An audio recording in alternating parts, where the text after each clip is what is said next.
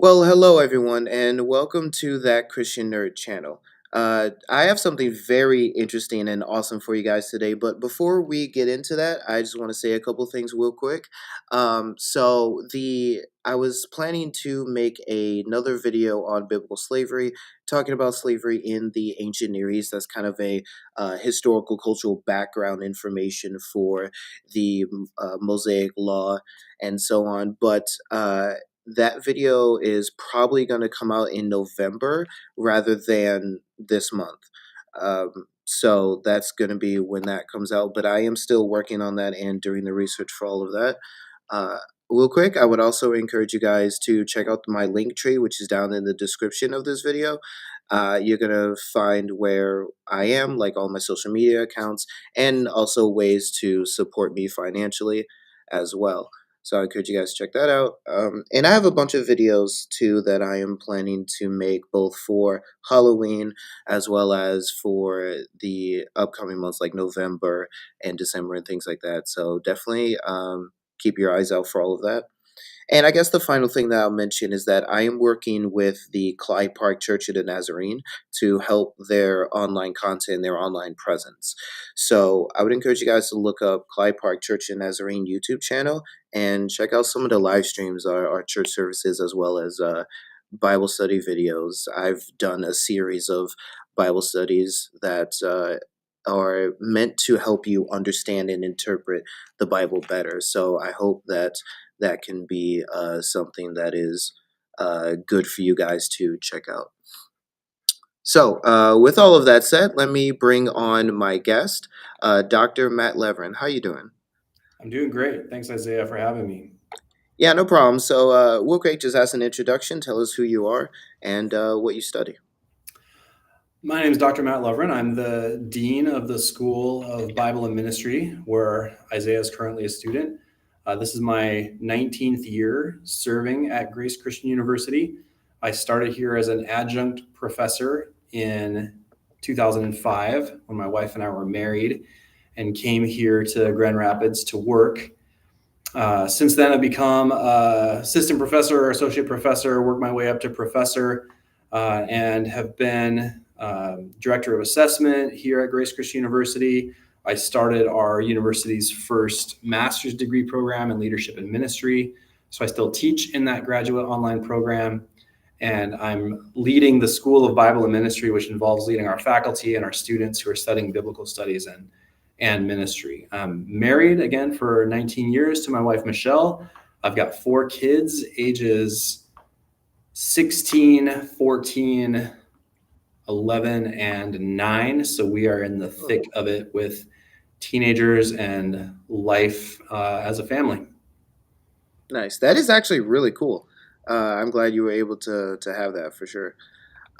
So, the topic of discussion for this live stream is philosophy and specifically the philosophy of Christian ethics.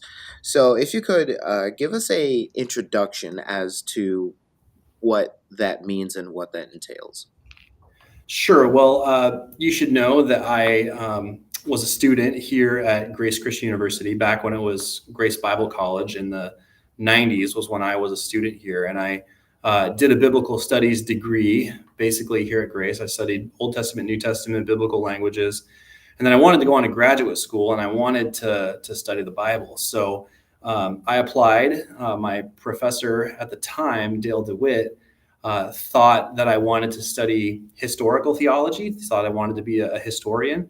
So he said, you should go to Notre Dame and like study history with George Marsden, who is an American evangelical historian. And I was like, okay, Notre Dame, Notre Dame. So I ended up applying to the University of Notre Dame for my master's degree, but I applied in the theology department. So I didn't know much about that at the time. And really in 1998, the internet was barely a thing. So you couldn't just go to a website and find out information. You had to do everything by mail.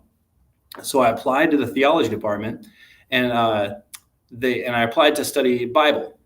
And they wrote back to me and they said, we don't have any room for you to study Bible, but would you like to study ethics? And I said, yeah, I'd love to come and study ethics at Notre Dame. So that was how I became an ethicist.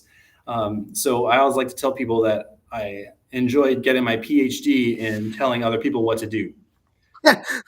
Yeah.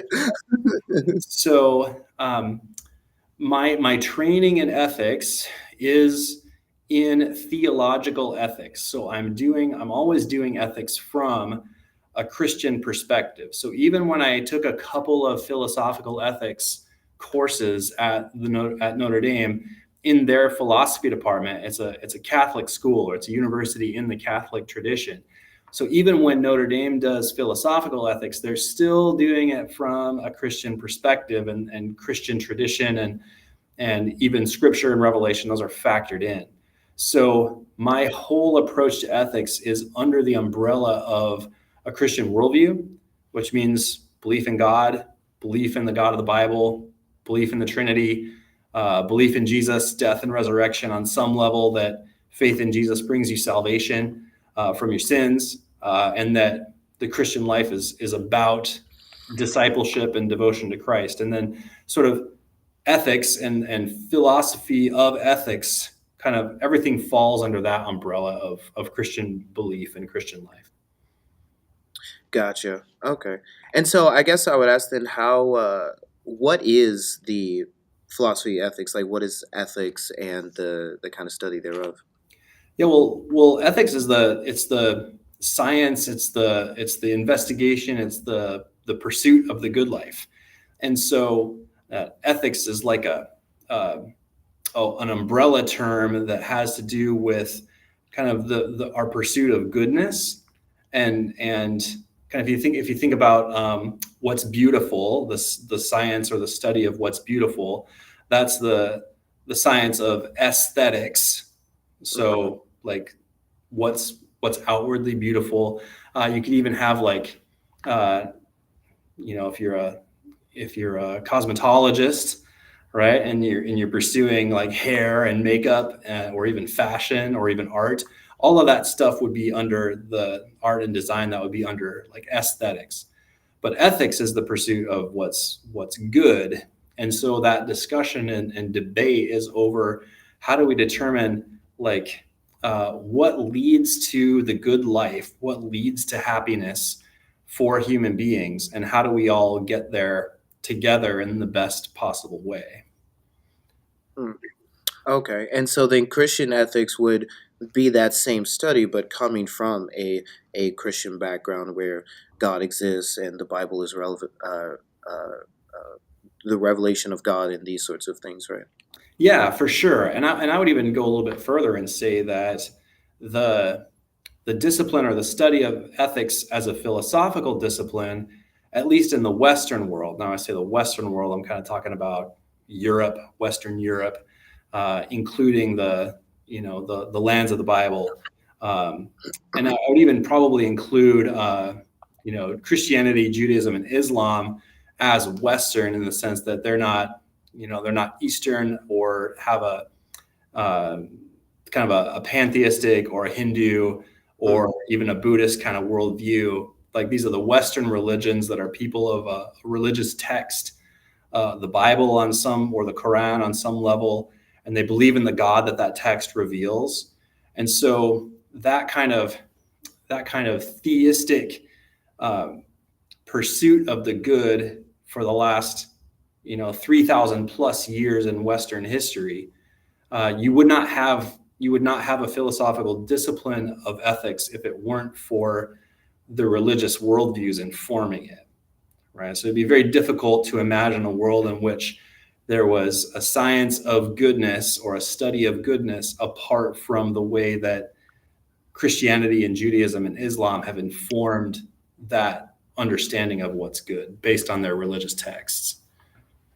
Yeah, yeah, and I would agree with that. We definitely see how influential religion and especially Christianity has been in the West with books like Tom Holland's Dominion, um, books from like Rodney Stark on the history and rise of Christianity and those sorts of things, and other good books as well, both in the philosophy departments and even the science department as well. You definitely see that that kind of influence there. So, so there are, of course, as you and I both know, there are different ethical theories when it comes to Christianity and the Christian life that Christians have developed over time. And I think one of probably the best, but I think the earliest one, if I can, depending on how you see things, you can correct me on that. But is virtue ethics, right? So, give us an introduction as to what just virtue ethics generally is, and then uh, how Christian virtue ethics kind of developed and is a little different. Sure, no problem.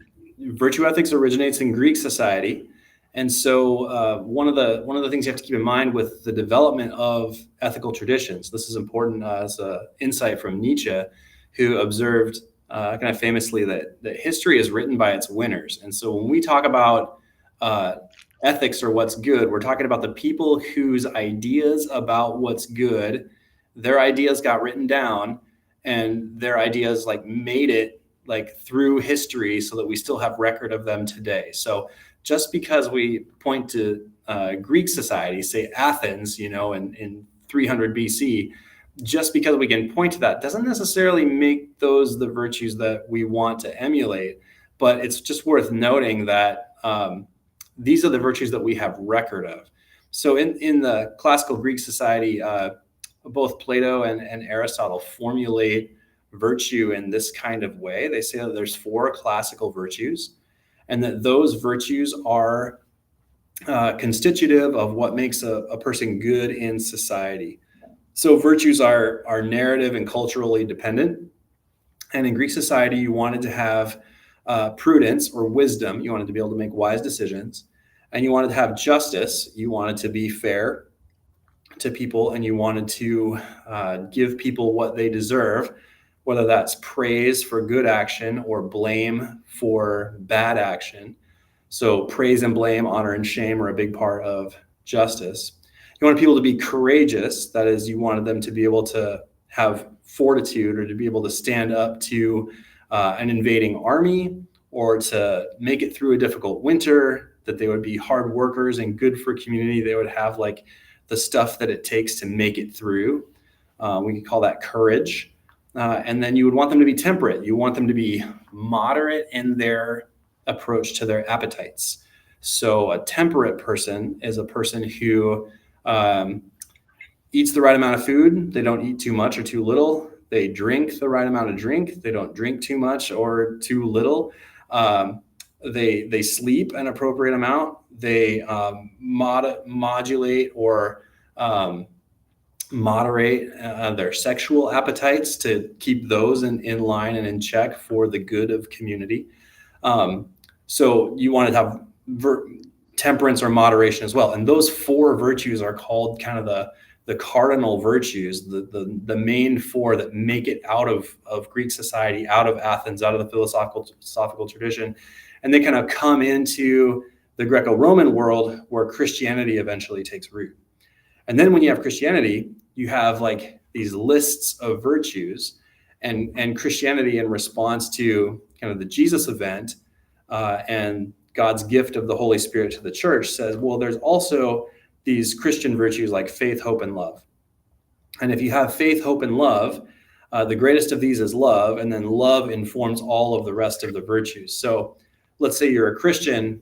Let's say you were like a really virtuous person. You had prudence and justice and fortitude and temperance, and you had all those good character qualities. And then you became a Christian. Well, the idea is that those virtues would be elevated, and you become like a person who's not only wise and just and fair and temperate and courageous, that now you'd be like Holy Spirit empowered. You'd have like this next level ability to be kind and gracious and a good citizen, because that power comes from God's Holy Spirit. So that's a pretty quick two rough and ready summary, but seven virtues, four that come from the Greeks, and then three that come from the Christian tradition. But you could also add a whole bunch of other character traits in there if you wanted to. Gotcha. So, as you quoted 1 Corinthians 13, I believe it is, right, when Mhm. Paul is discussing things, and he says, right, all these things will pass away, but we'll have faith, hope, and love, and the greatest of these is love, right? And so these three things kind of become the virtues that Christians are supposed to emulate in order to be people of excellent moral character, Yeah, right? that's a nice summary. Right. Okay. And so I am curious, though, does the understanding of these three virtues change over time in the history of church? Like, just as an example, is there a way that maybe Gregory the Great might have understood these three virtues, or virtue ethical theory that Thomas Aquinas uh, uh, they kind of disagree? Is that is that the case, or has there been pretty widespread agreement with regards to virtue ethics in Christianity? Yeah, I would say that there's pretty widespread agreement. Um, when you're talking about the three virtues that we are, faith, hope, and love.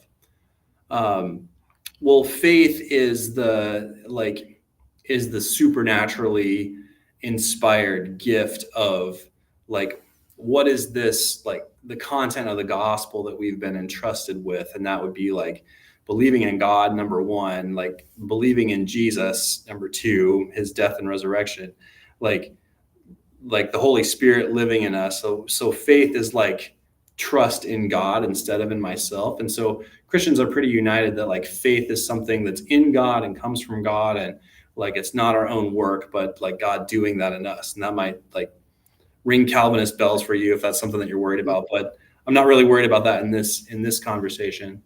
Hope is like looking forward to what comes after this life. So it's like the sure and certain confidence that because Jesus was raised from the dead, that God is going to raise Christians from the dead, and that he's going to judge people fairly, that God will be the judge of everyone's works, whether they're good or bad, and that God will mete out that justice fairly. That's hope for resurrection after this life. And then with love, the Christian tradition is pretty unified around what love means, because love in the New Testament is that agapeic love. It's the word that means self-giving and self-sacrifice for others. And I think as we go on and we talk about like many other ways of doing ethics and ethical theories, even you don't really see an agapeic, like an ethic of love anywhere else other than the Christian tradition. There might be a way of framing a couple of them that you could think of in that light, but it's really not going to be like a self-sacrificing kind of what Christians would call a Christ-like love, where Jesus lays down his life for his friends. That kind of language always comes from a Christian ethic. That might be my belief. It's even like when, in all the movies, when, there's like one guy and he's injured and they're trying to run from the aliens or something. And they give him all the grenades, and like, I'm thinking of Aliens, like he's stuck in the tunnel and the aliens are coming, but he's not Yeah. going to make it. So he's like, I'll hold him off. And so he sacrifices, he lays down his life to fight the aliens so that other people can escape. Like that whole idea is a Christian idea. That doesn't come from anywhere else other than Jesus saying, greater love has no man than this, that he lays down his life for his friends. And then Jesus lays down his life for his friends. So you can track that love idea through like the earliest church fathers, that like love is the thing. And then Augustine is like the main formulator of love. He actually writes a little book called the Enchiridion. It's like a handbook to Christian life. It's like a little 100-page book. And in this little 100-page book, he does faith, hope, and love. And he says like the same thing about Christian love. That's self-sacrificing, lay down your life for others kind of love. And then, 800 years later, Thomas Aquinas picks that up and basically uses Augustine as the main thinker about Christian virtue. So you can kind of track the virtue tradition from the ancient Greeks into the New Testament, through Augustine and into Aquinas. And that tradition stays pretty stable all the way up until like right now, when I like took the class on that tradition at Notre Dame, because a Catholic university says, this is the Christian virtue tradition. Like, this is what you should learn about it. Now there's other outliers, like Jonathan Edwards was an American theologian, and he wrote about love also. He had a ton to say about love, but he framed it interestingly as kind of an American philosophical theologian and pastor. He framed that in terms of a Platonic kind of, he called it benevolence to being in general. So he had these Platonic categories like Mm, there's being that's out there, there's existence, there's life, there's the universe, there's like every single person participates in this great like circle of being, and we all exist, right? And all of mm, that is God. So it's almost like almost monistic in the sense of we're all like it's all happening, man. And so, what love is, what virtue is for Jonathan Edwards, he's a Christian Protestant minister, and he's saying this stuff. He's like, love is like benevolence; it's goodwill toward everything that exists. And I was like, mm. okay, that's like that's a pretty nice, 1700s Right. summary. Like, That's definitely an expansion too, because mhm, I think in the past, love in the church has tilted more towards individuals, right? mhm, Expressing love towards individuals rather right, than the general creation and the creator and all sure. that. Yeah. Yeah, I think so. Because if you have like and again, it's kind of philosophical and it's kind of platonic, so people might not be comfortable with it totally because it's not like biblical language. So if you're really like super Christian and you're into the what does the Bible say? Yeah, it's an expansion, what Edwards is doing. But it's also like going back through Plato almost, because in Edwards' day, there's a revival of Platonism that's happening in the British universities, and Edwards is an academic and he's part of that circle, even though he's in North America and colonial America, he's like connected with the Oxford and Cambridge scene. And Mm, so all these people are reading Plato and there's this revival of Platonism, and he's kind of baptizing this philosophical Platonism back into the church. And he's saying, yeah, benevolence to being in general. But that could be like care for creation, that could be care for animals, that could be care for workers. You could expand that. Like that would be some interesting stuff to do, and I'm not aware of anyone who really runs with that, but mm. someone probably has. Yeah, that would be an interesting idea. I do know that there are Christians who are like environmentalists and care about the environment and stuff because they argue that the being made in the image of God, right, for subduing the earth, kind of having control over creation and things like that, also means taking care of it. And so they're going to say if the church is meant to be a new creation, then the church can be active in kind of taking care of the environment. So I guess what I'm saying is I think that Jonathan, if I'm understanding correctly, then Jonathan Edwards' understanding of love being benevolence to creation as a whole would fit well with those Christians who also want to take care of the environment and stuff as a part of what God has made, right? Yeah, if you are someone who is like really interested in that, you might find a good theological and philosophical like dialogue partner in Jonathan Edwards. He also is like pretty strongly Calvinistic in other respects. Yeah, Probably gonna say some stuff you don't like, but if you want to like cherry pick from him and find the ideas that are resonant with what you're looking for, that's a possibility. yeah, definitely, definitely. So we talked a little bit about virtue ethics. There was some interesting stuff that I found. I found that it does have this like emphasis on the individual, right? Where the individual is meant to be a person of great moral character. But in Christian virtue ethics, the virtues that we're meant to demonstrate, the faith, hope, and love, are grounded in the being of God, right? That these are attributes that, and the West, right, we would accept. Two kinds of divine simplicity, right? Where we say God is not made up of parts and he's also his attributes. So in virtue ethics, we might, in Christian virtue ethics, then kind of influenced by that understanding of divine simplicity, you might say that these virtues are not just grounded in God, but that these God is his attributes, that he is faith, hope, and love in that way. And I guess I would ask that, would you agree that with that kind of expansion, perhaps, or that Well, colliding of the two? If I'm following with you and understanding what you're saying when it comes to simplicity, I have a couple of thoughts about that. Mhm. I'm not sure about the exact formulation you used, but we certainly can say, um, from First John 4 directly that God is love, and that's one of those very clear statements from the Bible that says like God is this kind of self-giving, self-sacrificial, goodwill, care, concern, um, kindness. The Hebrew word is hesed, or loving kindness, like this merciful, caring, loving nature of God is something that Jesus exemplified in his interactions with people, but also in going to the cross, um, and that Christians are to emulate that kind of love. I'm not 100% sure about saying that God is faith, because like how would God place faith in himself, and how would hope apply? I mean, Right. uh, virtues are acquired human characteristics, they're traits.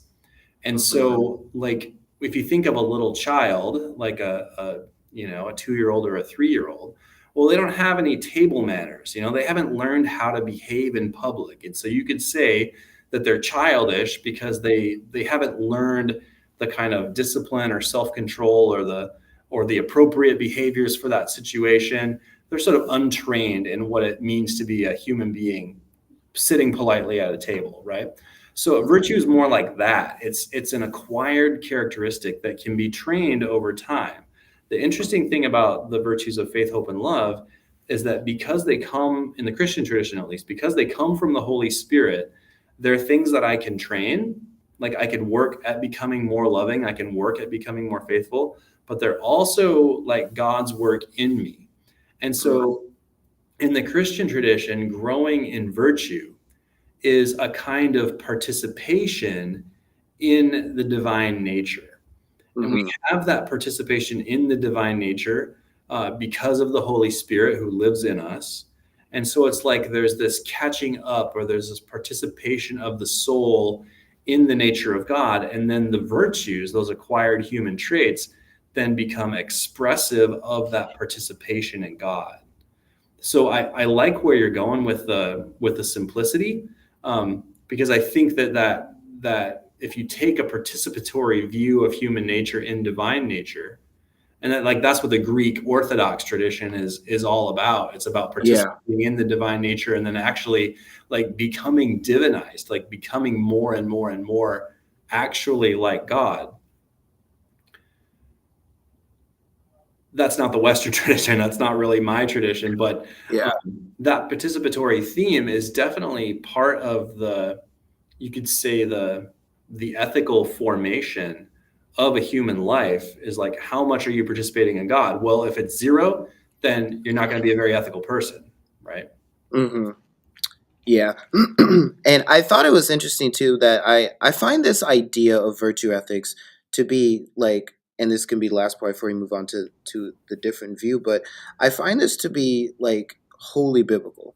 And one of the things that I found interesting about is that this is kind of what Paul just does. He seems to do, like in Philippians 2, right? It's one of my favorite chapters of the New Testament here, particularly verses 5 through 11, right? When Paul, you know, wants the Philippian church to be humble and have that same mind of Christ, to be humble. And then he grounds humility in Christ's incarnation, right?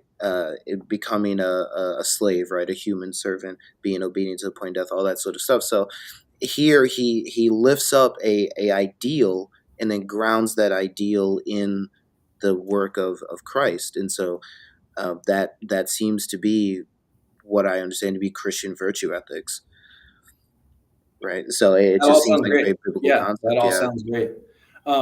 The You mentioned Philippians. Paul also has in the letter to the Galatians, he's got a really nice list. Christians call it the fruit of the Spirit, and he leads off that list with love. Like, if you have the work of the Holy Spirit in your life, that's going to look like love, joy, peace, patience, kindness, gentleness, faithfulness, self-control, all of which I would characterize as virtues in the virtue tradition. And I would, if I was making a list, I would definitely add those. I don't know. Sometimes I get bored of the faith, hope, and love thing because it just seems a little cliche, after all these years. Like let's get some more virtues. Like tell me what to do. Like you should have self-control. What would that look like if you had Holy Spirit empowered self-control?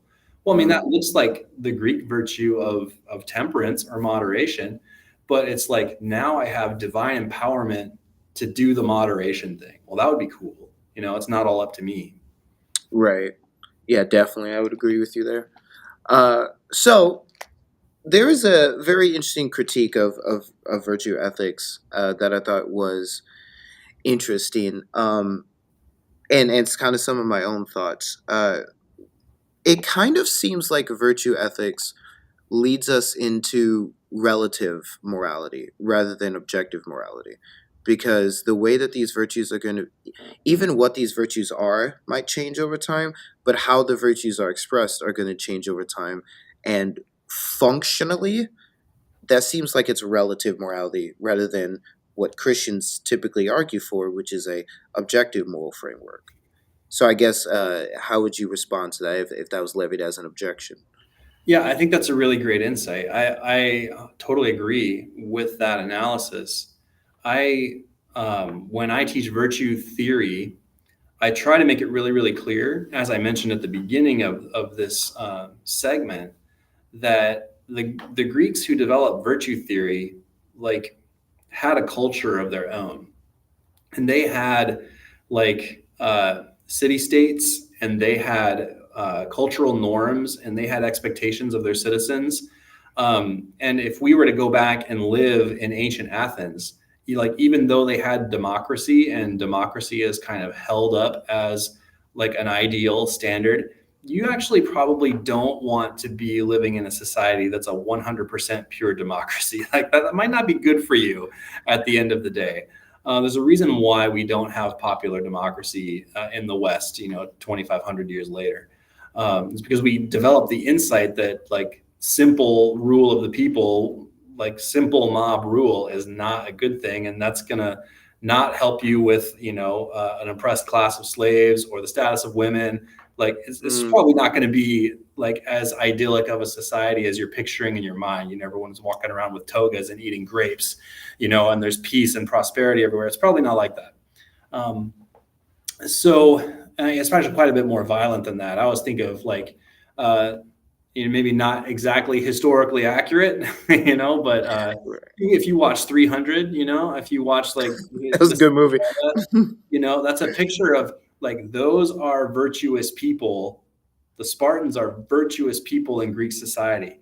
They have courage, they have honor, they have moderation, they're great warriors.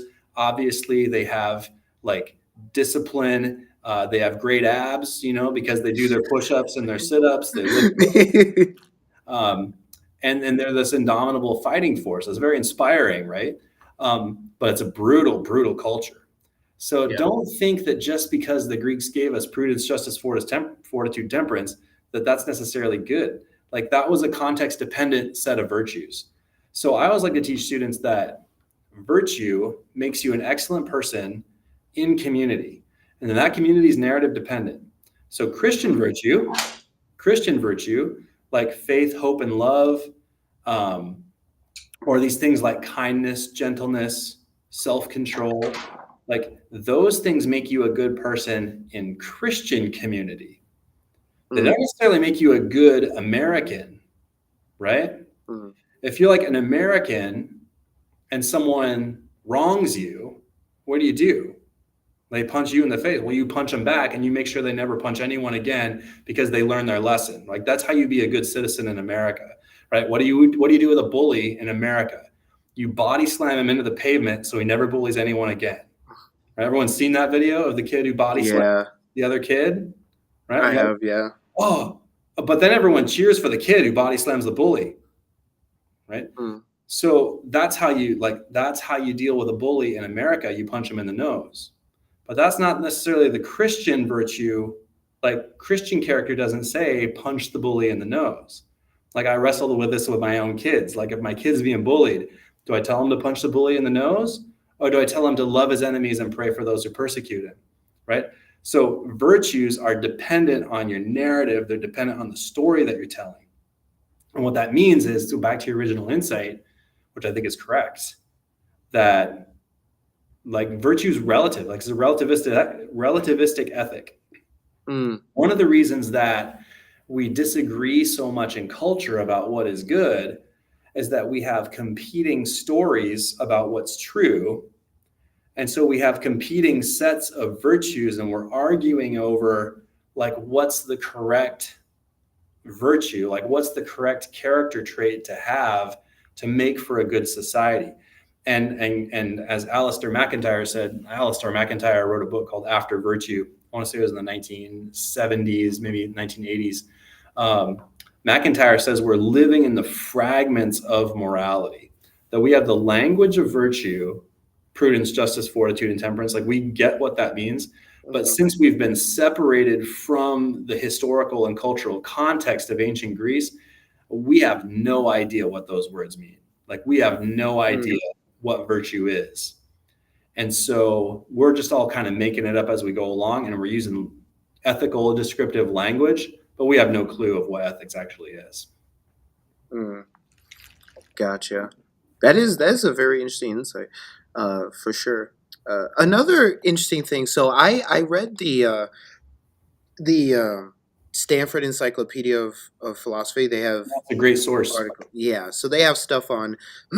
They have a section dedicated to virtue ethics, and one of their critiques I thought was really interesting. But like basically, it comes down to the fact that um, it's possible for a right action to uh, it's possible to perform a right action without being a virtuous person, and it's possible to perform a wrong action where in which the individual who performed the wrong action is still seen as virtuous.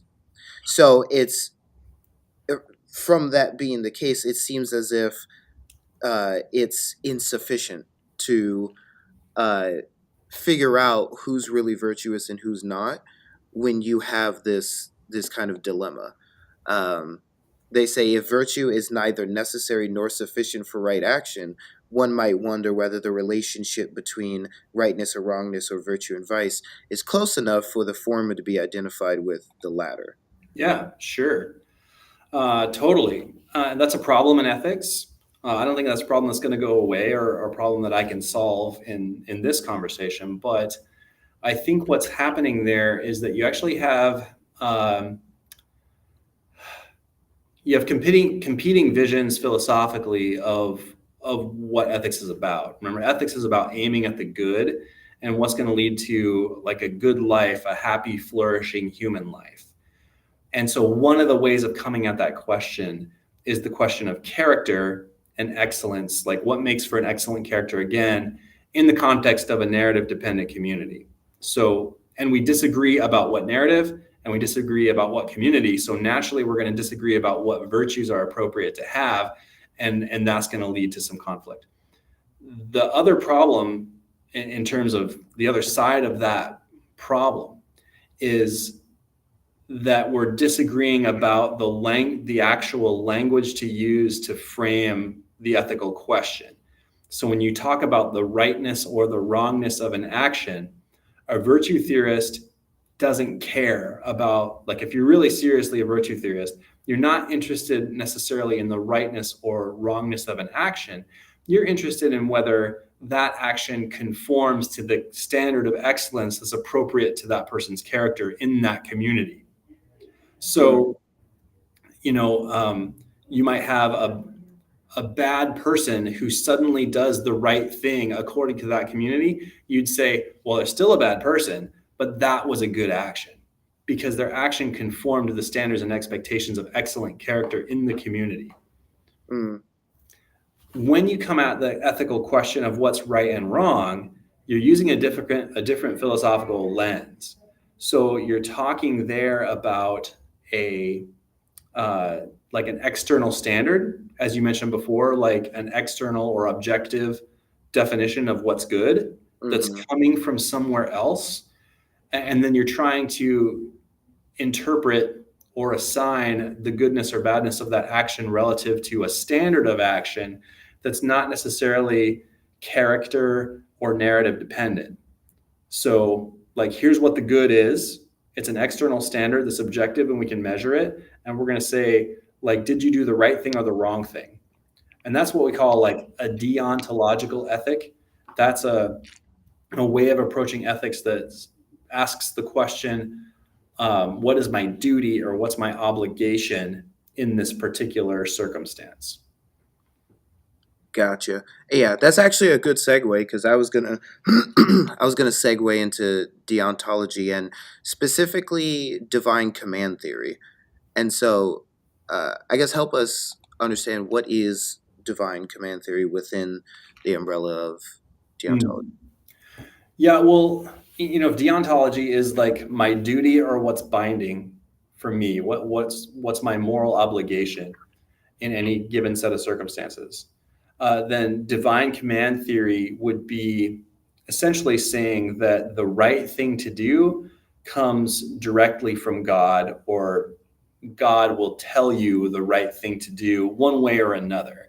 So this applies to, again, the religions of the book. So the three great monotheistic faiths, Christianity, Judaism, Islam, will all say that the good is something that God has revealed in the Bible, right? Or in the Torah or in the Quran.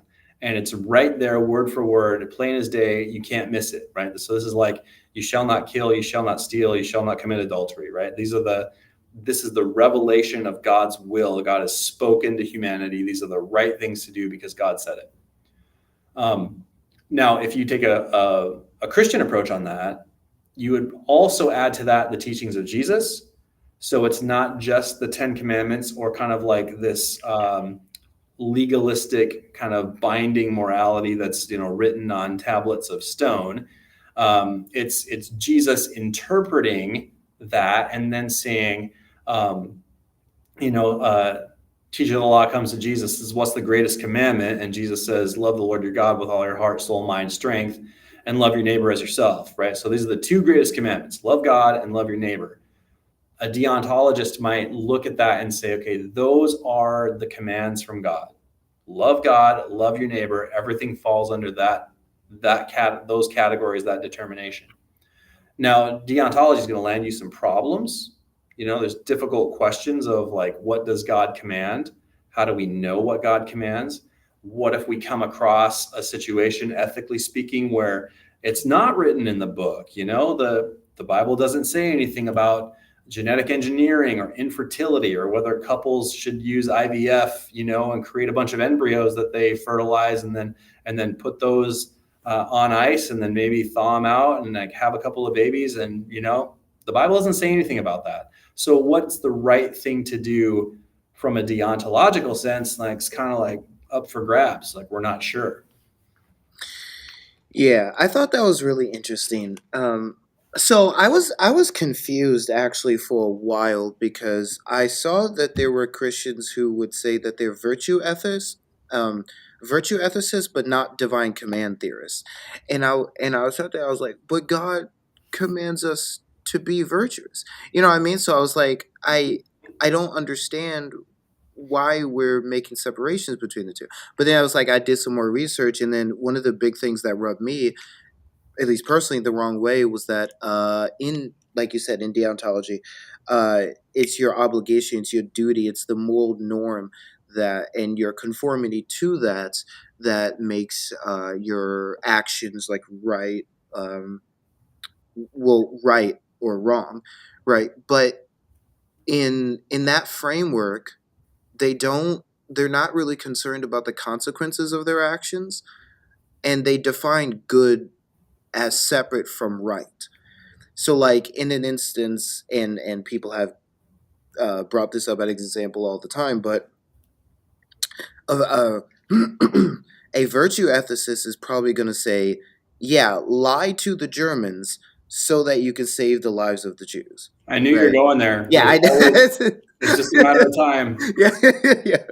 But I think it's a really good example of that. I can't help it, but but then of course the deontologist is going to say no. It's your the command from God is not to lie, so do not lie, right? So Yeah. Oh, I feel you. so I guess, and so that kind of rubs me wrong, right? Because again, they're not interested in the consequences.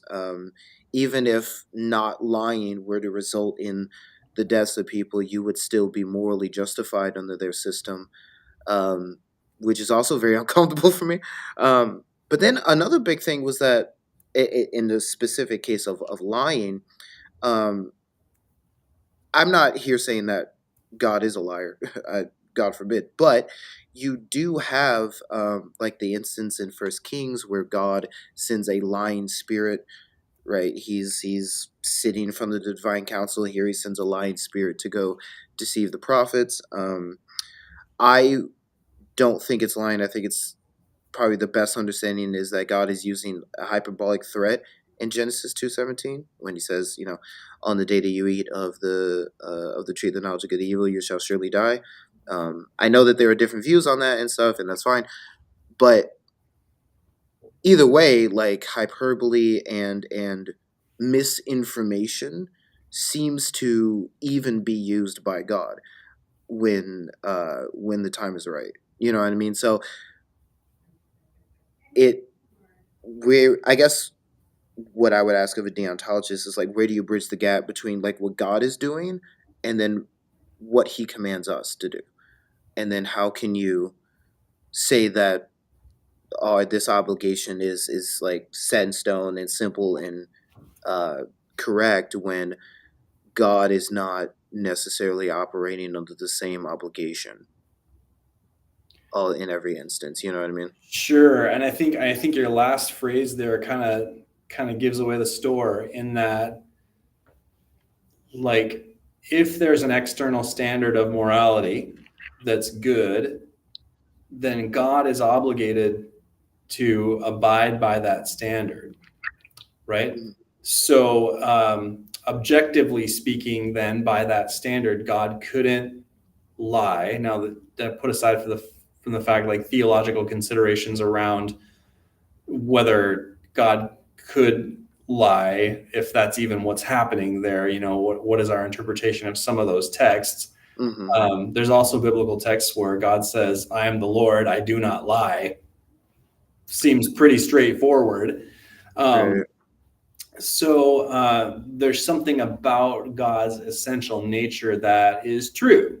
Like, there's truth. Like, if you think about beauty and goodness and truth and those transcendentals that point us upward, the kind of the highest uh, dimensions or the highest conceivable things that human beings can think of that we can approximate. It would be like absolute goodness, absolute beauty, absolute truth, that you could like conceptualize that, like you could aim at that.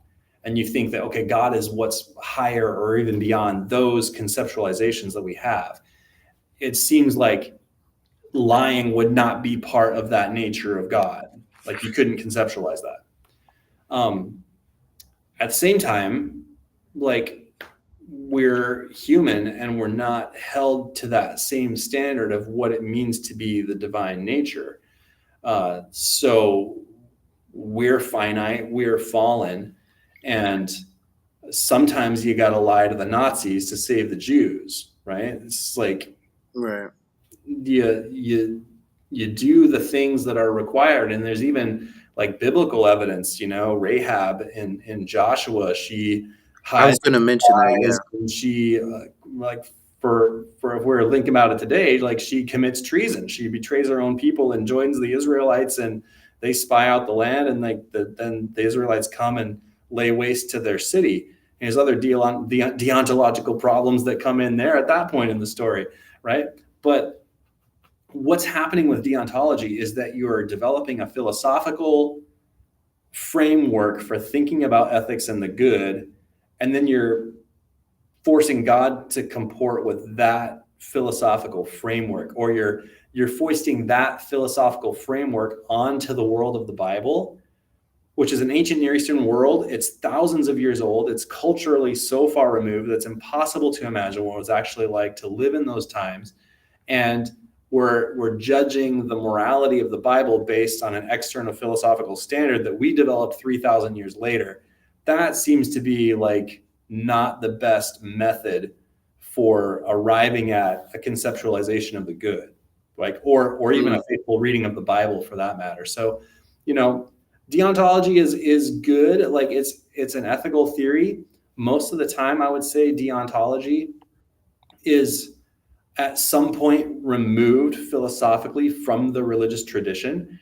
It's sort of like a deism that says, okay, there's God and I believe in God, and there's some moral standards, there's some ethics that are out there, but it's not necessarily attached to a particular faith or religious tradition. It's sort of a just a generic deontology that's divine command ethic because I believe in some kind of God who's out there, you know? I mean, mm, like Jordan Peterson is a deontological ethic sometimes, you know? He's got some virtue theory in there, but he basically says, I believe in God to the extent that I act as if there's God, and so I'm going to live a good life and play by the rules, you know?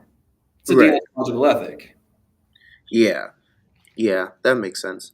I thought it was, and I should say too, like it's not as if God isn't commanding things, right? Like the conclusion of Sure. Ecclesiastes 12 is, you know, love God and keep His commands, for this is the whole duty of man, There you go. right? So it's not that it's not that God hasn't made commands, Or that but there's not duties that we have as humans. right. But I think the issue comes in when you say there's a difference between right and good, and I'm going to do what's right. The issue for me is when you say the consequences of my actions are irrelevant as to whether or not they were right, or for the most part don't matter, or something like that. That to me is where I think that's even unbiblical. I think Paul and others were interested in the consequence of our actions. Otherwise, why do we go to people for forgiveness once we've wronged them? Sure. Right. Sure. I would So, just be with all of these theories and even like virtue theory to an extent, but because I don't think we fully understand it, you know, the Bible originates in that Greco-Roman world. So virtue theory is like part of that culture. But I'm really hesitant to take a deontological ethic or a consequentialist ethic and read that back into the Bible. I think that that's wrong-headed. You know, I use a Christian ethics textbook that I've used for almost 20 years, and the textbook's fine, right? It's fine. It's good. But one of the things that I don't like is that it goes back into the Bible and says, where do we find the theories of ethics in the Bible? As if we have to prove that the theories of ethics themselves are somehow biblical. Like, that's just backwards to me. I'm much more mm, about the narrative of the Bible, a little bit of virtue theory. You know, if you're still in doubt, then maybe there's a command or two. Another problem with divine command is that sometimes people believe that God's commanding them to do stuff that's not in the Bible, right? And they say like, yeah, God commanded me to do this. Well, how do the rest of us know that that's true? You didn't just make that up, you know? Nobody wants their boyfriend or their girlfriend to break up with them just because God told them to. You know, it's not a yeah, right. it's not a very good ethical argument. Yeah. No, I would definitely uh, agree there. So I think the we kind of hammered deontology for a second. I thought, oh, one thing I did write in my notes is that I think that the divine command, this understanding of ethics, would also cause some issues for evangelism. So, like, I don't know if you've seen those evangelists who are like they're preaching the gospel or whatever, but they're like doing it in a way that would cause people to get angry at them rather than the message that they're proclaiming. And so there are Christians on one side who are like, yeah, he's doing what's right. He's being persecuted for Jesus. And then there's people on the other, Christians on the other side who are like, that's not how you do that, silly. But, but I thought about that and I was like, if you're working under a deontological framework for your evangelism, then yeah, that's not going to matter. The point is that you fulfilled your obligation to preach the gospel. And I guess how much offense you've caused because you uh, barged into a place that was off limits or was not being respectful to the area where you were, is it really going to matter? Because the duty is to God, not to the people, and the consequences are not going to matter much either unless you accept the gospel, unless they accept the gospel, kind of thing. So I thought that that would even be an issue uh, for evangelism. I'm kind of wondering if what your thoughts on that are, but yeah. Yeah, it's a great point. I always think of, when it comes to the evangelism thing, I always think of 1 Peter 3:15, which says, "Always be prepared to give an answer to everyone who asks you about the hope that's in you."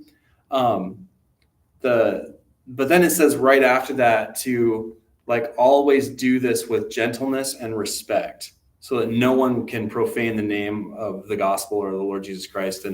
And so, like, your point's a good one. Like, you're doing the quote unquote right thing by sharing the gospel, but you're doing it in the wrong way, because you're doing it without any cultural sensitivity or awareness, or like appropriate behavior. um, you're barging in, you're being loud, you're being annoying, you're making arguments that are offensive, you're using language that's inappropriate, whatever you're doing to share the gospel in the wrong way. You're actually lacking virtue, you're lacking excellence, you're lacking character. So you're not doing the right thing in the right way, which is with that gentleness and respect that Peter talks about. So you're almost making things worse by sharing the right thing in the wrong way, because you're alienating people from the truth of the gospel. Yeah, for sure, for sure. So the last one, then, at least that I have on my list, at least, is kind of Christian hedonism.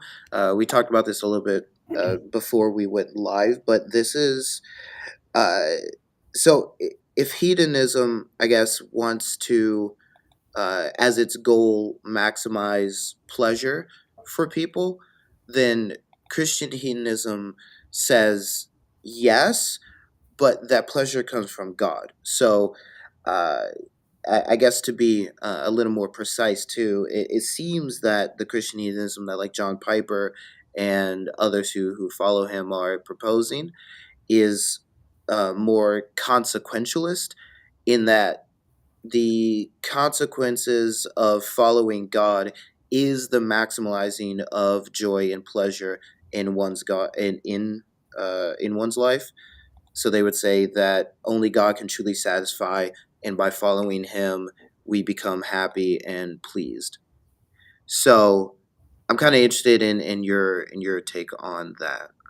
Yeah, okay. So that is a nice summary that you gave of Christian hedonism, and I wouldn't change that very much at all. It sounds like pretty accurate. Yeah, John Piper's been saying that for 25 or 30 years, and I don't have really anything against Christian hedonism, so I'm not like gonna articulate anything in disagreement with that. It's sort of an interesting, kind of catchy. I have a suspicion that it sort of like is catchy and sells a lot of books, and it's sort of marketable. But you pointed to like a third way of thinking about ethics, which I think a lot of people do, and that's like a consequentialist analysis, or we call it a teleological analysis. So like you're acting for a certain kind of end. And the classic one here is utilitarianism. I call it the Star Trek ethic. The needs of the many outweigh the needs of the few or the one. So I'm going to do the thing that brings the greatest happiness to the greatest number of people. Mm, Um, and that's like Jeremy Bentham is a classic American utilitarian, and kind of since then we've kind of been without God in the mix, without God in the discussion. If you don't have a God of the Bible or a Jesus ethic of any kind, then probably the ethic that makes the most sense is the utilitarian ethic of the greatest good for the greatest number. Now there's a specification of that, like a narrowing down of that, in what's called ethical egoism, which is a greatest good. Like, I'm going to act to have the greatest good for me. So if you were to think of a hedonism like a really thoroughgoing philosophical hedonism that's not Christian, you would say, well, I'm going to act in a way that leads to the best possible result for me, no matter what. This is like an Andrew Tate sort of ethic, like, really, no joke. Yeah. Like, good example of an ethical egoist. Like, I'm going to do everything that I can to get like the most money, the most pleasure. It's all about me. It's all about my ego. And I'm going to let Yeah. everyone know it that I'm winning and I'm on top, right? Until you aren't anymore. That is the ethical egoism way. Um, and like, if you don't like that, maybe you don't like that, but a lot of people like are attracted to that because it's a different way of framing like what's good. Like give me something to hold on to that's good. Like get out there and win at life. That's people are attracted to that. Um, Ethical egoism. That's not like Donald Trump too, right? It's like it's about the ego. It's about like Yeah. the top. It's about the underdog story. Um, it's about like having your name on the side of the skyscraper, in big shiny letters, so everyone can see that you built that building. Uh, Mhm. that's ethical egoism. Now, if you talk about then a Christian hedonism, Yeah. you got to define that pretty carefully, relative to Right. utilitarianism and an ethical egoism. And I think Piper's pretty good. Like he says it very technically that Yeah. God is most glorified in me when I'm most satisfied in God. So what Mhm. does that look like? It looks like satisfaction and happiness in God. It's a very not hedonistic definition of hedonism. It sort of redefines hedonism around a Jesus ethic that's Right. a lifestyle. So instead of, me being Andrew Tate or trying to aspire to that lifestyle, I'm going to aspire to the Jesus lifestyle because I think that the Jesus lifestyle is going to get me to the greatest happiness. Like the greatest ultimate happiness is conformity to a Jesus lifestyle. And then God is going to be glorified by that. Like that's like the furthest thing away. That's the furthest thing away from Andrew Tate that you could possibly imagine. Yeah. Oh, for sure. For sure. Yeah, and I do appreciate that he's definitely very careful in how he understands Christian hedonism, how he's understanding his philosophy there. I do have an issue with it though, and I think assuming that, well, maybe it's not an assumption because there are scriptures that talk about the joy of the believer, right? And that kind of thing that a believer can absolutely have, right? That's one of the fruits of the spirit is joy. So, and obviously, I think in the end, right, he's going to wipe away all of our tears, and we're not going to be depressed or sad anymore. These sorts of things, right? So there is a in times afterlife maximizing of happiness, you might say, right? So I'm not necessarily going to disagree with those elements, but I think that I don't think that God is always interested in maximizing our happiness. I think that's probably where I would disagree with him at. I think you have instances like Paul's thorn in the flesh, real life instance of people who are just they're diagnosed with generalized anxiety disorder or major depressive disorder, and it's God in his wisdom chooses not to heal them. Then joy and happiness is going to be something that is very fleeting to that person typically. At least the one specifically with major depressive disorder, that's going to be kind of a difficult thing. And so I I think that's the assumption that I would probably disagree with, is that God is always interested in maximizing our happiness. I don't necessarily think that that is the case, and I think there are going to be instances too where you choose to follow God because that's the right thing to do, that's the virtuous thing to do, but not because it's going to make you happy. Maybe it'll do Yeah, the opposite. I think what Right. we have to do there is like move the goalpost a little bit.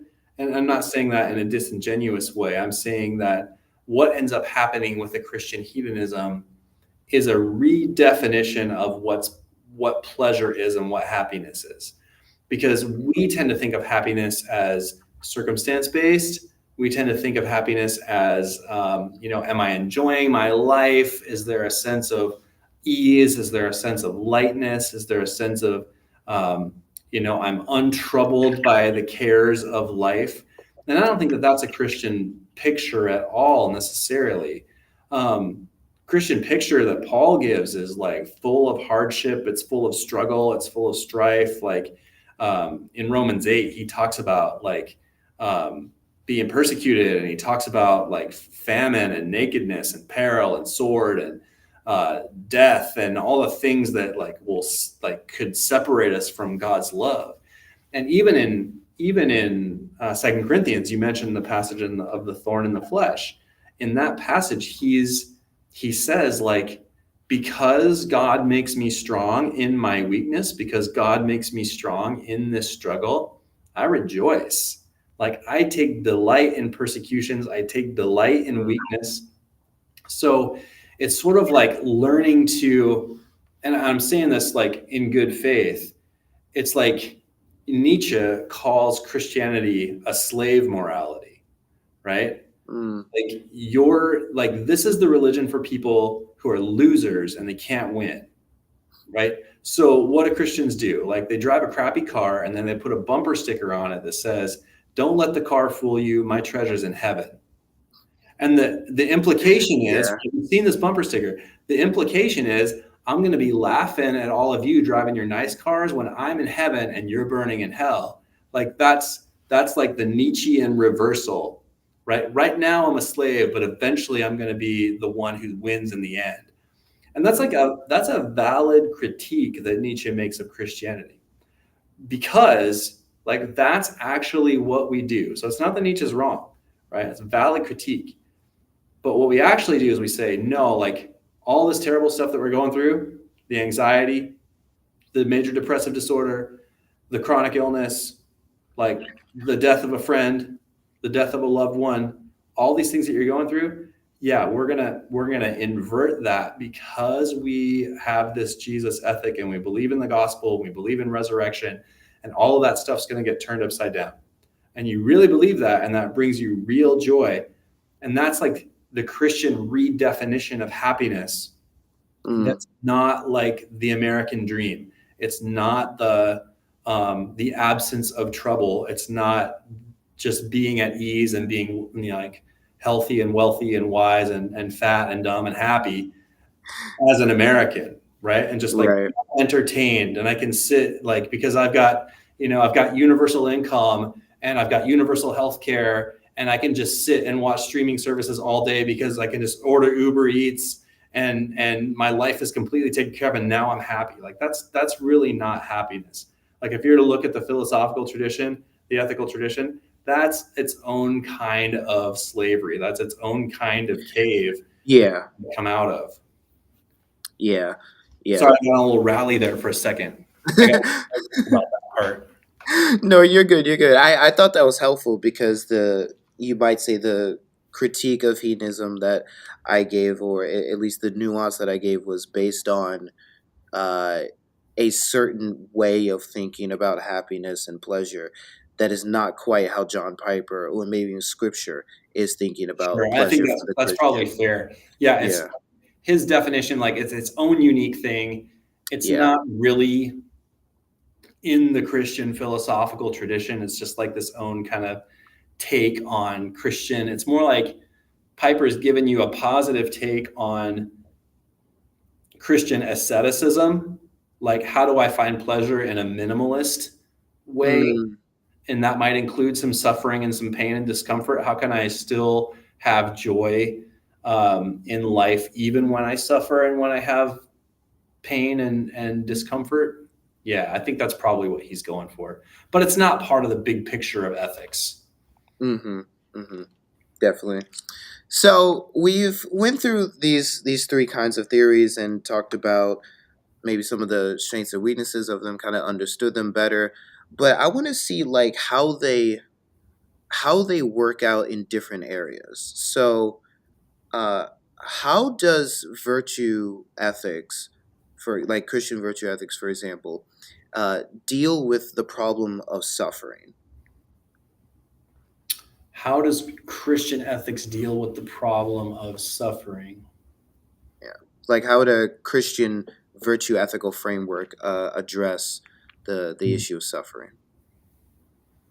Well, I think um, number one, like you could tap into the just the Western tradition and say, if you're going to suffer, then what you need is courage, because courage is the internal dimension of character that allows you to handle suffering and discomfort well, right? Mm, So, let's say you get diagnosed and you're going to face a battle with cancer, then like you're going to suffer in that battle with cancer. There's the pain of the cancer itself.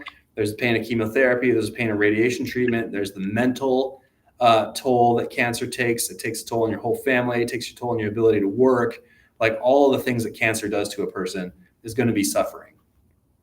Well, like that's just one form of suffering in this world. There's lots of different forms of suffering. And so what you do is like you would pray for that Holy Spirit empowered courage and the ability to like do that season of life well with good character. Another thing you could do is like you would pray for like patience. That's one of the fruit of the Spirit in Galatians 5.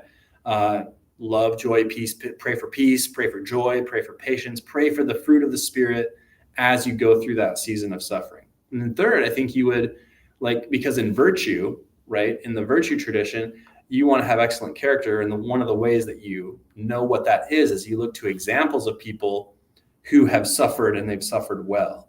So you'd actually look to Jesus as an example of someone who suffers well in his life. And this is really like Jesus is a really good one when you're not suffering from cancer, like something that's not like this is more environmental. Like if someone's persecuting you, like if you are dealing with like a bully, let's say, like how does Jesus respond to people when they treat him unjustly and he's suffering at the result of as the result of injustice? Well, he loves his enemies and he prays for their forgiveness. Like, forgive them, Father, they don't know what they're doing. That's the Jesus prayer in response to suffering. right. Now, that is not an American response to suffering. Mm, All yeah. three of those are very different than how an American, like in our narrative of rugged individualism, pull yourself up by your bootstraps, Right. strong silent type, I can do this on my own. Um, it's a different, like that's a different narrative. It's a different set of virtues, and you'd approach the suffering very differently. Definitely. And I think another thing that a virtue ethicist might say is that, at least, there's a guy named Inspiring Philosophy who is a virtue ethicist. He has his, I believe, his master's now in philosophy. And one of the things that he talked about in relation to suffering was that uh, suffering produces character. Mm-hmm. Right. So what we have to do as Christians is get away from this like hedonistic understanding that pain and suffering is bad, because that's not inherently the case in every instance. Again, it depends on the kind of suffering you go through, but because obviously people have free will and suffering can be brought about by the evil actions of others, but suffering does not need to be inherently bad in every instance. And so changing our perspective on that, and then trying to build virtue in the midst of suffering, I think would be another way that a virtue ethicist would handle suffering. Yeah, I think that's well said. And to to build on that, there are some aspects of character or virtue that you can't get unless you suffer. Like you have to go through the stuff in order to Mm, build that aspect of your character. I know from my own life, there are things that I had to go through that I would characterize as suffering, some of my own making and some of other people's making. But I would say I built character. Character was built in me through that experience of pain and suffering that couldn't have happened any other way. So there's another reason maybe to not avoid suffering as much as we sometimes tend to do. Like we try to insulate ourselves from suffering. Um, but it's coming for you. If you haven't experienced suffering yet, you should know that it's coming for you, and you should prepare, like start preparing now for how you're going to deal with that. Absolutely, yeah. And so I find it interesting, but we'll go to the kind of the next question is how would a divine command theorist deal with the problem of suffering? This is actually not something I've thought about much, um, but so I'm kind of curious if you have anything on that, or if divine command theory would even touch the issue of suffering Well, much. I mean, I don't find a lot of consolation in divine command theory. It tends to be kind of like more explanatory. Like there is suffering because people somewhere along the line have violated the command of God or the will of God. And so you say, well, this is happening because, somebody sinned, or, a bunch of people sinned, like suffering in Israel and Gaza is because there's sin in the world, and they're not obeying the command of God. That's sort of like maybe descriptively true, but it's not very helpful. Um, and of course, it's probably more the divine command theorists who are going to wrestle with where does evil even come from. I don't think this podcast today probably has time to deal with that issue, so I'm not going to try to like Yeah. get into like the problem of evil generally, Mm, but and the origin of evil, and how can God allow this or that. I don't really want to get into that today, obviously, but divine command is going to be more interested in um, like, well, I just don't. It's just not even like the right ballpark. Like it's not really yeah. interested in the question.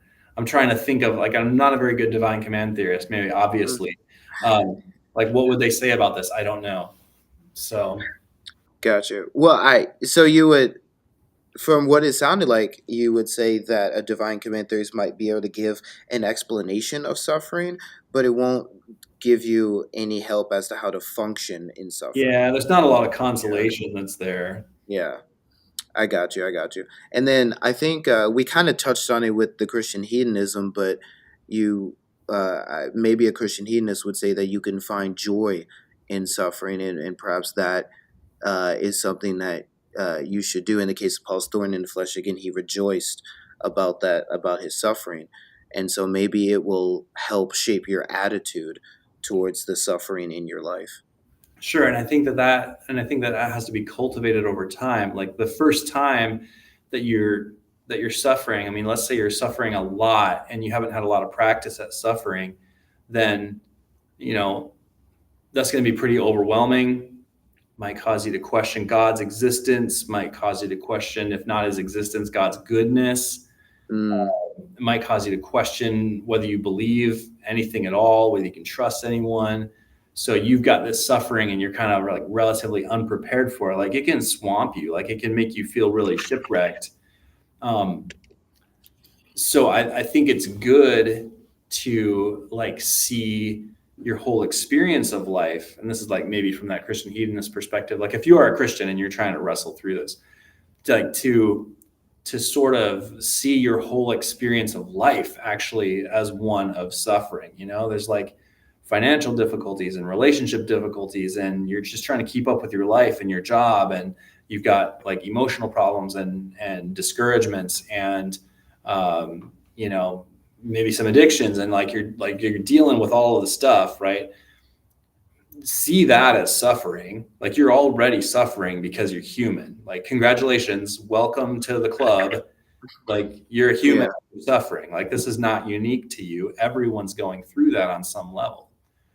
And see whatever stage you're in of difficulty or hardship, see that as preparation for the next stage of hardship and difficulty, because it's probably not going to go away. It's like your experience of a human life is going to be one of suffering, and this is just par for the course. You've got to like kind of get used to it a little bit. And if you can't, like that's where people become so discouraged and overwhelmed that they take their own lives. So it's like, get me out of here. I can't Yeah. deal with this.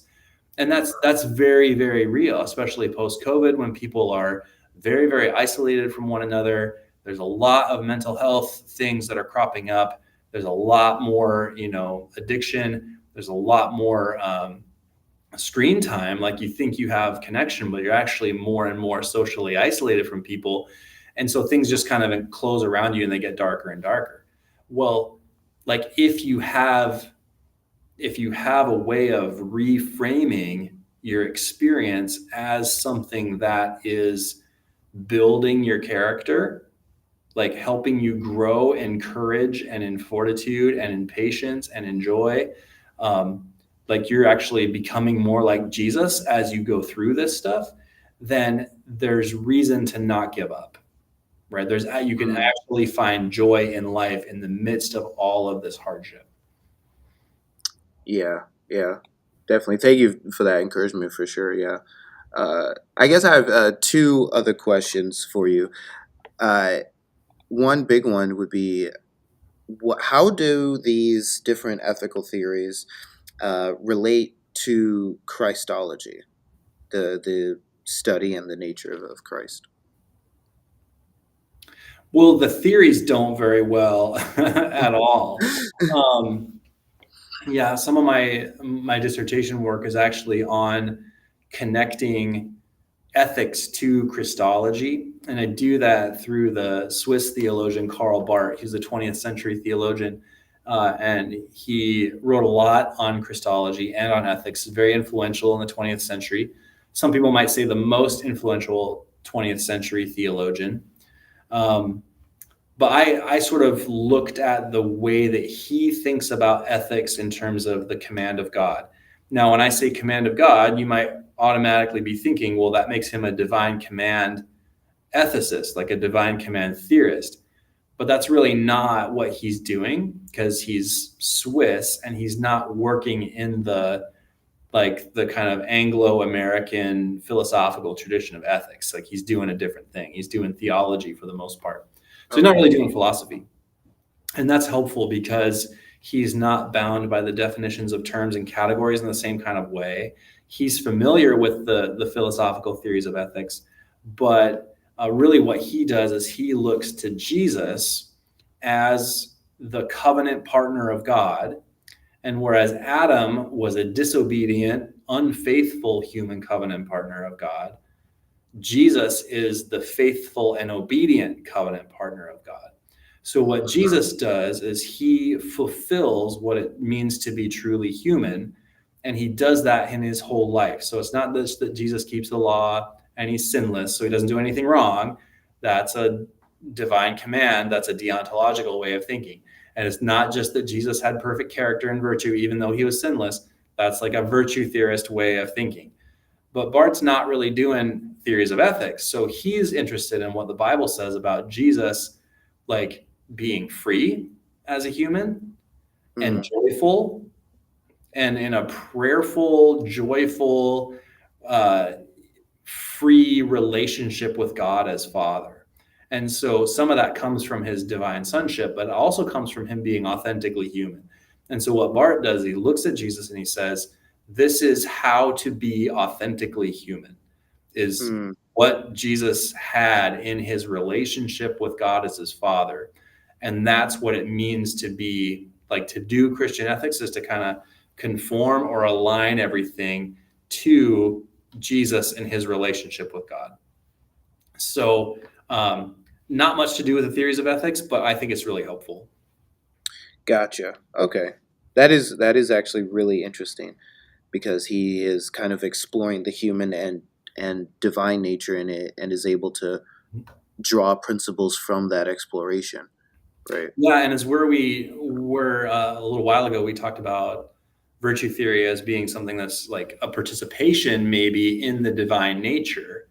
Um, Bart's ethic, I would say, is very participatory, because as we respond with faith to Jesus, we participate in his life and in his story, and his story and his life are participating in God, and kind of we participate in God through Jesus.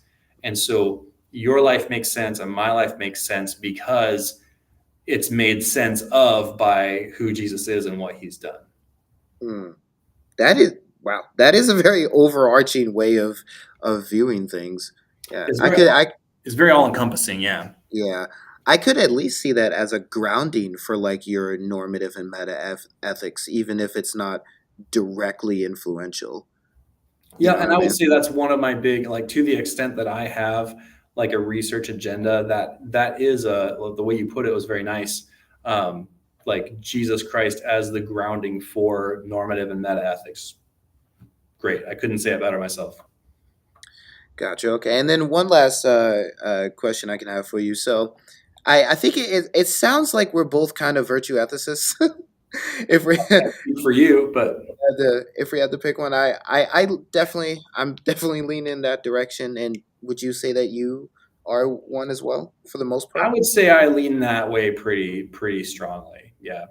Okay, so one of the things, and you can correct me if I'm wrong here, but one of the things that I saw that was interesting about virtue ethics is that it wants you to desire virtue, right? It wants you to have a not just like a one-off instance where you sacrifice yourself, but like a general disposition towards the things that are good, Mm. right? Almost not necessarily. Well, I should say to kind of find pleasure, right, in these character in demonstrating these character traits. Um, Not necessarily trying to sound hedonistic. They're not saying the same thing, of course, but finding pleasure in that thing. However, it's interesting because like when I like suffer, even if it's something as simple as like stubbing my toe really hard, I'm not like thinking about how to be a good person in this instance, right? I'm thinking about other words I probably shouldn't say. You know Yeah. what I mean? So I guess the question is, how does one become virtuous such that the dispositions change and you express yourself differently, both in the small instances like stubbing your toe or in the big issues when they really truly matter? Yeah, that's a beautiful question. Thanks for asking that. The we we're attracted to excellence. You might say this is the image of God. You might say, someone might say it's hundreds of thousands or millions of years of evolution. Like, but we're attracted to excellence, however we see it. Um, you're attracted to, you're watching world championship or Olympic ice skating. You're watching the performance. You're watching like the last performance, the last couples pair that has to go. And you're watching this performance and you know that they've done two jumps already and it's perfect. And they're getting ready to, everything else is perfect. And they're getting ready to do the third jump. And everything that they do, like their whole lives, their whole career, the gold medal, their country, everything depends on this jump that they're about to do. We're attracted to that kind of excellence. And when you see them nail that jump, the whole crowd erupts in praise. Like the whole crowd erupts in applause and in worship because they did the thing and they did it with excellence. And that's what virtue is like. That's what great character is like, is that the person does the thing when they need to at the right time and they do it in a way that just is so eminently and obviously praiseworthy that everyone says, yeah, that was the right thing. Like there's no question that's the right thing to do. They did it with excellence. That's what arete means. That's what virtue means.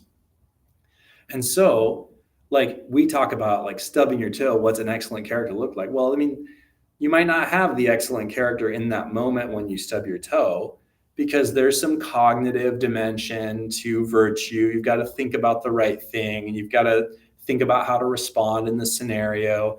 And then there's the emotional dimension because you're going to have some emotions, you're going to have some movements of your soul in that. But what virtue says is like we're going to take your intellect, we're going to take your emotions, and we're going to take your will, and we're going to take your body, and we're going to take all of those like parts of you, which are not parts, but they're like constitutive of the whole. We're going to take all the different dimensions of who you are, and we're going to aim at that excellence in that moment, like in the small things and in the large things and kind of in the virtue tradition, like if you want to be great at the big things, you've got to be great in the small things too. But remember that virtue is narrative and context dependent. So sometimes the right thing to do might look like dropping a swear. That might be the right thing to do in a given moment, right? So, like, I'm not going to say that, like, that a Christian ethic, that's a virtue ethic, means that you never do anything that's like against a cultural norm. Because a lot of times swearing is about cultural norms. And I'm not talking about vulgarities or dirty jokes or anything that's offensive. I'm talking about like using a word that's appropriate in its context. Like, if you drop the right swear at the right time, everyone's going to go, yeah, I get it. That's appropriate. Right. Yeah. Mm. Because a cultural norm is not necessarily determinative of like like a Christian cultural norm, I guess is what I'm saying. Not necessarily determinative of excellence in a given circumstance, right? Mm. Um, so we got to be careful that like our little Christian communities aren't so insular that we can't be people of excellence, excellent character outside like the walls of our small Christian communities, right? You Right. got to have a virtue ethic that's larger than just what I call like a Christian, like a Christian radio ethic, you know, where everyone's happy and you know, it's rainbows and unicorns all the time because we're all so in love with Jesus all the time. That's not real life, and that I don't think that's what a Christian ethic means. And I think sometimes we like in Christian community in West Michigan, especially, like this is a big problem where like everyone's Christian, and so therefore nobody is. Like we're all Mm. just nice, generically nice, and that's not a gospel ethic either. I don't know if I answered your question. I feel like I'm rambling now. No, I think that was pretty good, but uh, I guess more precisely then, how do we do that? You mentioned, putting our, directing our intellect, our emotions, our will, all of that towards the good, towards virtue. How does a Christian do that? You do it a little bit at a time. Like, let's say you come to me and you want to play chess. You want to learn to play chess. I'm not a great chess player. I can teach you the game of Go, but that would require another like 10 minutes of explanation. So everyone knows chess, right? Mm-hmm. And I don't know, like these come up on my feed. Like you have these great chess matches, right? Chess is a beautiful game. Like you watch a beautiful game of chess with a master, grandmaster, like it's elegant. The moves are simple. They make sense. Like it's a beautiful thing if you know the rules of chess. But let's say you don't know chess. You want to come to me and learn chess. Well, what do I got to do? I got to like teach you how to set up the pieces. I got to teach you how each piece moves. I got to teach you some basic order of the moves. I got to teach you some basic concepts like files and rows. And I got to teach you like diagonals and how the different pieces work in combination with each other. Mm-hmm. So like what I'm getting at is that learning how to do something with excellence, and I could go back to the ice skating analogy, how to do something with excellence, you have to like grow incrementally over time. And so you need someone who can teach you like what excellent character looks like as a Christian. Like you need to be in a community of people who embody the kind of virtues that you want to have. So you should be part of a church. You should be part of a community of Christians that's going to teach you how to follow Jesus, like in a group. And you should meet with them regularly.